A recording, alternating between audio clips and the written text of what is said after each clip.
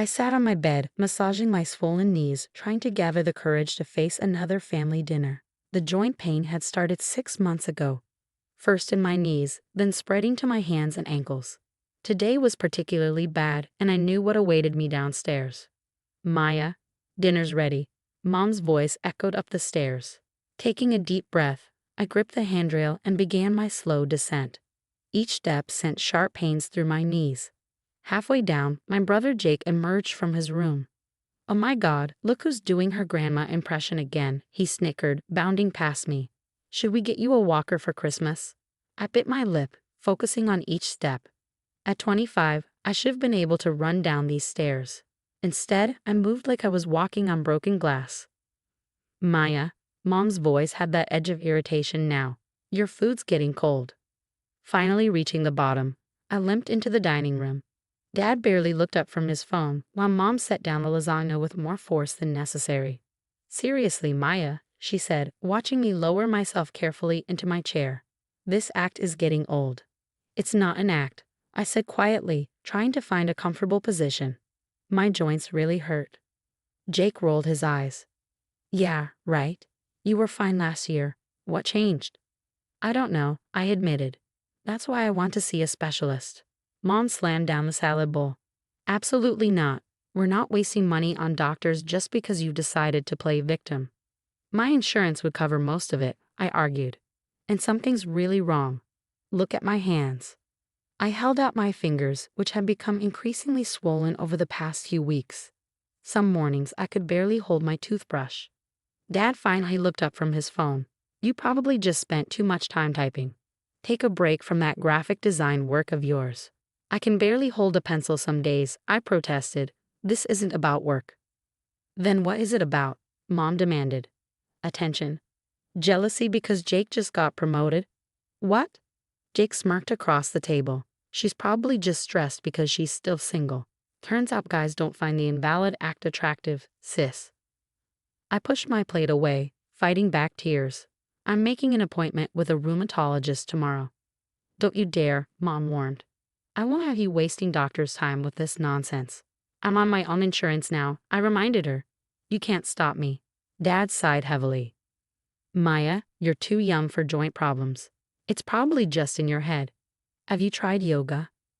I almost laughed at the absurdity. Yoga, when some days I couldn't even get out of bed without crying from pain. "You know what?"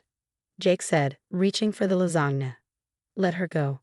The doctor will tell her she's perfectly fine, and maybe then she'll drop this whole thing." That night, lying in bed, I scrolled through my phone looking at symptoms. The pain, the swelling, the increasing stiffness. It all pointed to something serious. But every time I tried to talk about it, my family shut me down. The next morning, my hands were so swollen I dropped my coffee mug. It shattered on the kitchen floor, sending ceramic shards everywhere. Mom came running in. "Now you're breaking things for attention?" she snapped, grabbing the broom. My fingers wouldn't work. I tried to explain, showing her my hands. She grabbed my wrist, examining my fingers roughly. "They look normal to me. Stop this, Maya. Just stop." But I couldn't stop. The pain was real, consuming and getting worse. That afternoon, I made the appointment with the rheumatologist, a 3-week wait that felt like an eternity. During those weeks, my family's comments became increasingly cruel. Jake started recording videos of me struggling on the stairs, adding funny music to them. Mom told all her friends I was going through a phase. Dad just looked disappointed every time I winced in pain. The morning of my appointment, I could barely get dressed. Mom stood in my doorway, watching me struggle with my buttons. "Last chance to admit this is all in your head," she said. I really looked at her, and saw something I'd never noticed before. Fear. She was afraid there might actually be something wrong with me. It was easier for her to believe I was faking than face that possibility. "Come with me," I said suddenly, "to the appointment. See for yourself." "Fine," she said after a long pause. "But when the doctor says you're fine, this stops. All of it." What she didn't know was that I'd already sent my blood test results to the rheumatologist. The preliminary numbers had made the nurse call me personally to move up my appointment. As we drove to the clinic, Mom kept glancing at me like she was trying to catch me breaking character. She still thought this was all an act. In a few hours, she would learn how wrong they'd all been, and our family would never be the same. The receptionist called my name, and I stood up slowly, my joints protesting every movement. Mom followed me, her heels clicking impatiently on the tile floor. She had no idea that this appointment would change everything. Not just my diagnosis, but her entire understanding of what it means to believe someone you love. The rheumatologist's office was filled with diagrams of joints and immune systems. Dr. Martinez reviewed my blood work with a gravity that made my mother shift uncomfortably in her chair. Your inflammatory markers are extremely elevated, she said, turning her computer screen to show us charts filled with numbers in red. And your rheumatoid factor is concerning. What does that mean? Mom's voice had lost its usual dismissive tone. Combined with Maya's symptoms and physical examination, these results strongly indicate rheumatoid arthritis, specifically early onset RA. Dr. Martinez turned to me. How long have you been experiencing morning stiffness? About 6 months, I replied, aware of Mom's sharp intake of breath. It takes me almost an hour to be able to move normally some mornings. Dr. Martinez nodded, making notes. And a symmetrical joint pain? Both sides affected equally. Yes, knees, ankles, wrists, fingers. I listed them off while Mom grew increasingly pale. But she's only 25, Mom interrupted. Isn't arthritis for older people? That's a common misconception, Dr. Martinez explained. Rheumatoid arthritis is an autoimmune condition where the body attacks its own joints. It can occur at any age. In fact, early onset cases can be particularly aggressive if not treated promptly. She pulled up my x-rays. See these areas here? There's already evidence of joint damage beginning. If we had caught this 6 months ago when symptoms started. 6 months? Mom whispered. But that's when she first complained about. When I first told you my joints hurt, I finished quietly, when Jake started calling me Grandma. Dr. Martinez's expression hardened slightly. Maya, how much difficulty are you having with daily tasks? Most mornings I can't button my clothes. Sometimes I can't hold a pen. Stairs are. I glanced at Mom, who was now staring at her hands in her lap. Stairs are really hard. This is serious, Dr. Martinez stated firmly. Without immediate treatment, the joint damage will become permanent. We need to start you on a combination of medications right away. She began explaining the treatment plan. Immunosuppressants, anti-inflammatory drugs, possible future biologics.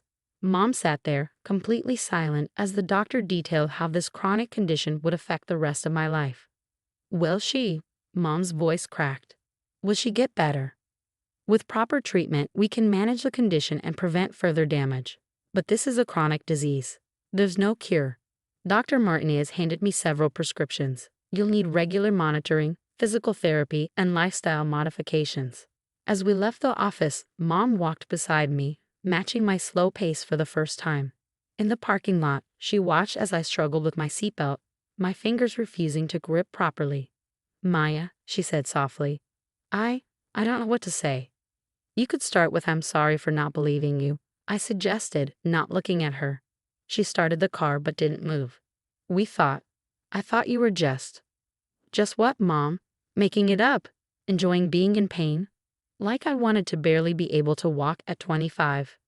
Tears started rolling down her cheeks when the doctor said there's already damage we could have prevented.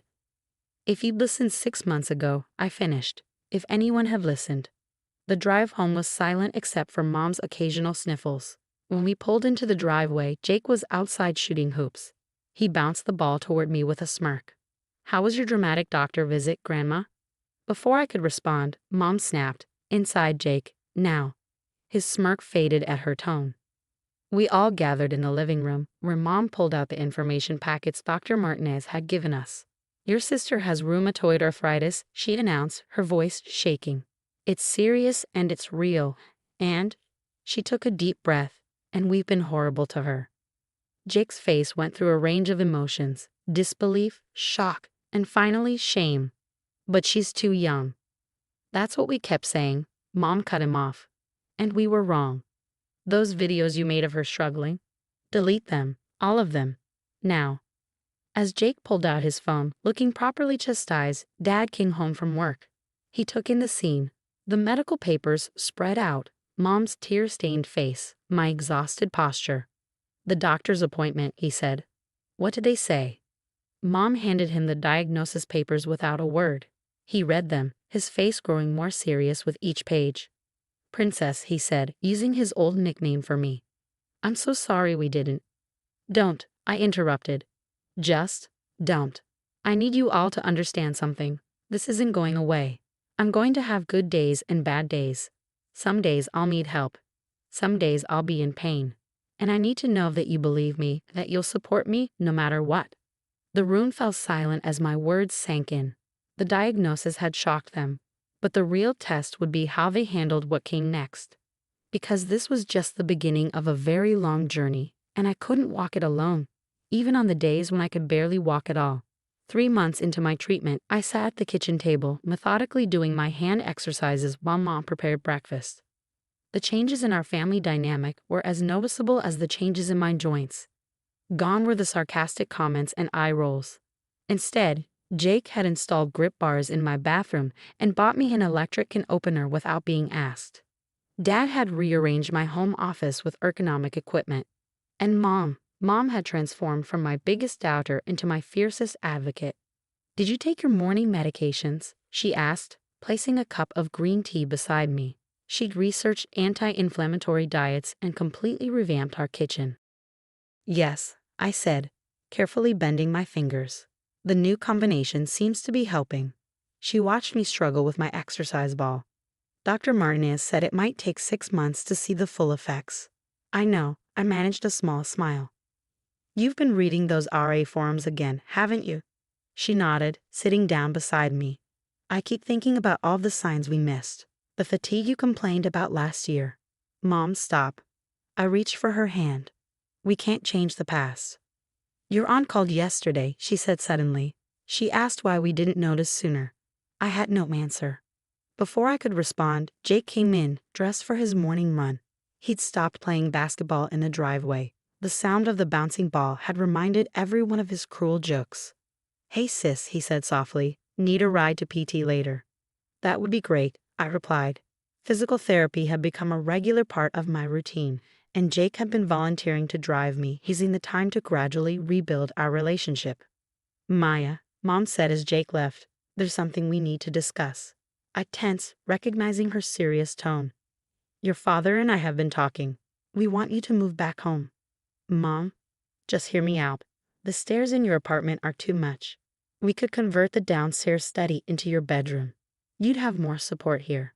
I looked down at my hands, which were finally showing slight improvement. "I can't let RA take my independence too." "It's not taking anything," she insisted. "It's us finally giving you the support we should have given you months ago." "I need to do this my way," I said firmly. "But maybe we could look at first-floor apartments?" She nodded, understanding this was my compromise. "I'll help you search." Later that afternoon, during physical therapy, I thought about how much had changed. My therapist, Sarah, had become both a medical professional and a confidant. "Your range of motion is improving," she noted, helping me with gentle stretches. "How's the family support going?" I told her about Mom's offer to move home. "They're overcompensating," Sarah observed. "It's common when families realize they've dismissed serious symptoms." "Sometimes I'm still angry about it," I admitted. "Not just the dismissal, but the jokes, the accusations of attention-seeking." "That's valid," she said. "Healing isn't just physical." When Jake picked me up, he was unusually quiet. "Everything okay?" I asked. He gripped the steering wheel tighter. "I found those videos today, the ones of you on the stairs. I hadn't deleted them like Mom told me to." "Oh." I watched them again, but this time he swallowed hard. "This time I saw pain, not comedy." "How did I not see it before?" "Because you weren't looking for it," I said simply. "None of you were." "I was cruel," he stated flatly. "Yes, you were. Can you ever forgive me?" I looked out the window, watching the city pass by. "I'm working on it, just like I'm working on everything else." That evening, Dad called a family meeting. He'd set up a whiteboard in the living room, reminding me of his business presentations. "I've been researching," he announced, "about how to support family members with chronic conditions." We all stared as he started writing points. "Listen without judgment. Validate experiences. Offer practical help." "Dad," I started, but he held up his hand. "Let me finish. We failed you, Maya, not just in the months before your diagnosis, but in creating an environment where you didn't feel safe expressing pain. His voice cracked slightly. I'm putting this board in the kitchen. Whenever any of us starts to slip into old habits, it's there to remind us. Mom wiped her eyes while Jake studied the floor. I don't need the board, I said gently. I just need you to remember that some battles aren't visible, and pain doesn't always look the way you expect it to. We remember now, Mom whispered. We'll never forget again. As I drove home that night, my joints aching from the day's activities, I thought about how autoimmune disease had forced my family to confront their own toxic patterns. The medication might be treating my RA, but honesty and accountability were treating something deeper, the pain of not being believed by the people who should have believed in me first. My hands gripped the steering wheel, still stiff but stronger than before. Like my joints, my family relationships were slowly healing, learning new ways to function, adapt, and support. It wasn't perfect, but it was progress. And sometimes progress is the best medicine of all.